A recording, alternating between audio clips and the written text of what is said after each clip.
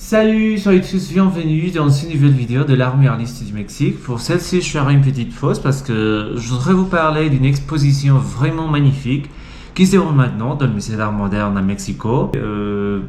C'était une collection privée, la collection Gelman Santander, maintenant la banque qui administre la collection et les œuvres. C'est une collection qui rejoint vraiment des artistes grandioses mexicains pour qu'on puisse voir un petit peu de l'art moderne mexicain.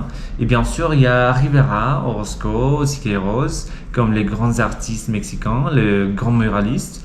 Mais il y a aussi María Izquierdo, Rufino Tamayo, Montenegro, il y a la photographie, il y a bien sûr Frida Kahlo. La sélection des œuvres de Frida Kahlo, c'est vraiment joli, c'est la folie parce que j'ai jamais vu des œuvres de Frida Kahlo et cette quantité de Frida Kahlo que maintenant s'est exposée dans cette exposition, c'est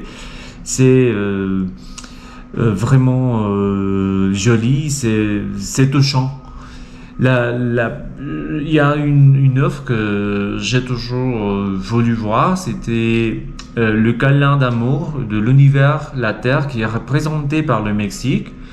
Diego, Mister Charlotte, qui est représenté par le petit chien chauve, le petit chien gris chauve que Frida adorait, et moi.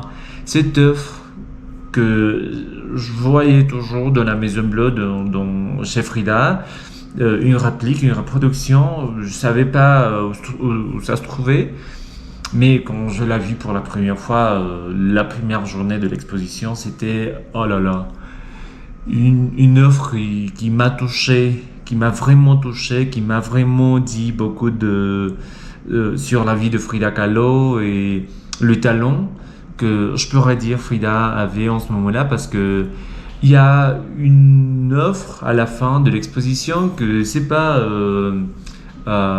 très détaillé, disons, mais quand on voit cette offre de Frida Kahlo, quand on voit ce tableau, on pourrait dire oh là là, Frida, le bien fait. Et alors pour ça, je vous partage 3 raisons pour lesquelles vous devriez venir voir cette exposition vraiment magnifique. La première raison, c'est la quantité des œuvres de Frida Kahlo, c'est tout. La deuxième raison, c'est le style que chaque artiste a développé pour son propre style. Disons, la première section de cette exposition, ce sont des portraits de Natasha, la propriétaire de la collection. Et on va voir Natasha représentée par Rivera, Natasha représentée par Ángel Sahara, Natasha représentée par Frida Kahlo, par Siqueiros et par Tamayo. C'était les portraits faits par tous les artistes nous diront un petit peu du style de chaque artiste.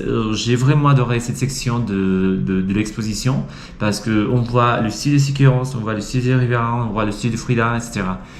La troisième raison, c'est que j'ai trouvé que les sujets de l'exposition c'était bien organisé, parce qu'on a les portraits de Natasha, on a la section des fiancés, on a la section de nus, par exemple, on a la section de photographie, on a la section de surréalisme, on a la section de cubisme aussi.